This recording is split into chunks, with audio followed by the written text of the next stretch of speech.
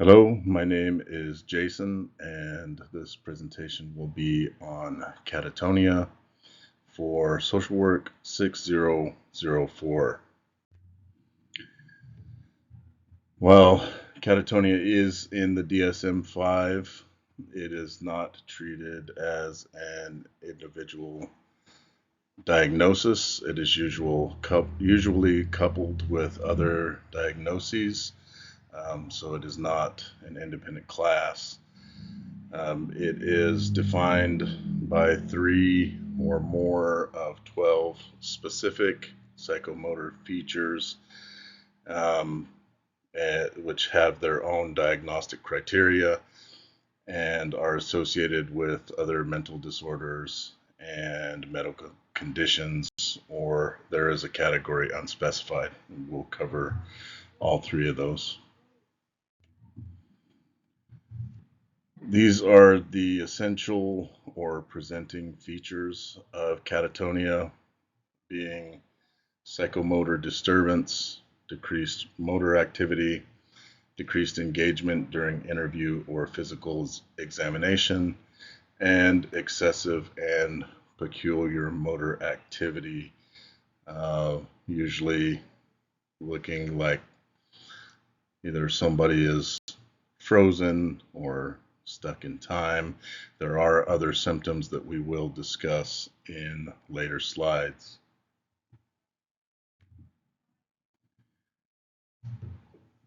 I briefly went over these 3 categories that are listed in the DSM. There is catatonia associated with another mental disorder. There is catatonic disorder due to another medical condition, and unspecified catatonia. And we will break down all 3 of those.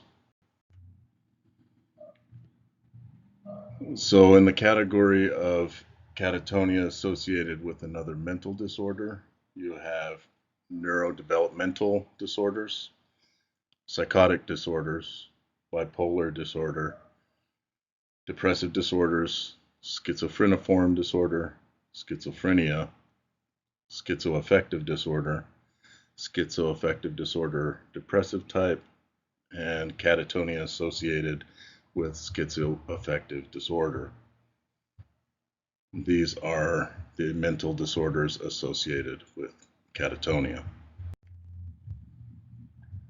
Catatonic disorder due to another medical condition, there is cerebral folate deficiency, which is a deficiency of B vitamins or B9 in the brain. It is also associated with rare autoimmune disorders. This is not an all-inclusive list, but the top ones named were encephalitis and thyroid-related diseases. And then there are the paraneoplastic disorders.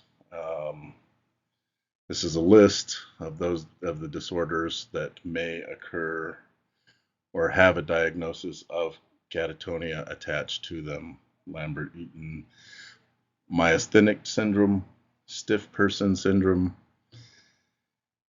encephalomyelitis, myasthenia gravis, cerebellar degeneration, limbic or brainstem encephalitis, neuromyotonia,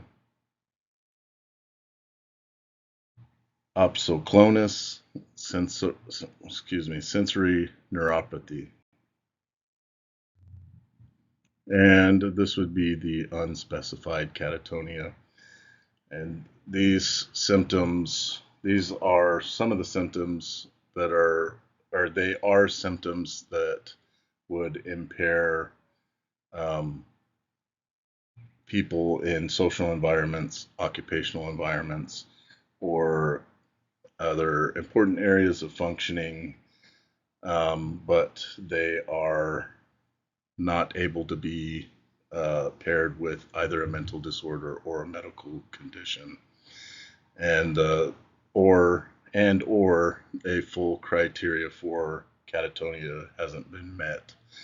So you're not able to make a specific diagnosis. These are the 12 categories or criterion for catatonia. Three of these need to be met in both the mental disorder, catatonia with mental disorder, and the catatonic disorder due to mental conditions. Each of them need three. And they are a stupor, and you can see that that is no activity, not relating to an environment. Catalepsy, which is posture held against gravity. So, maybe bending over at the hips and suspended there, inanimate. Waxy flexibility. Mutism, so no talking, no verbal response. Negativism, opposition or no response to instructions. Posturing, spontaneous and active maintenance of a posture against gravity.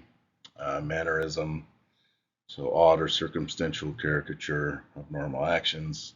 Stereotypy, repetitive, abnormally frequent, non-goal directed movements. Agitation, not influenced by any external stimuli. Grimacing, so, uh, making funny faces, I guess, and is the best way I could characterize it. Looking like you're in pain or something to that effect. Echolalia, so mimicking another's speech, and echopraxia, which is mimicking another's movements. So this is the criteria that needs to be met when diagnosing somebody with catatonia with a medical condition or due to a medical condition. You can see that these 12 criteria are here. Again, at least three of these need to be met in order to obtain a diagnosis with these presenting symptoms as well. So or presenting factors. There's evidence there's historical evidence from physical examination or laboratory findings that the disturbance is the direct pathophysiological consequence of another medical condition. The disturbance is not better explained by another medical disorder. So there are several disorders that have catatonic-like or catatonia-like features, but if they have a condition and it doesn't match up, then that is what we're talking about here. So the disturbance is not better explained by another mental disorder.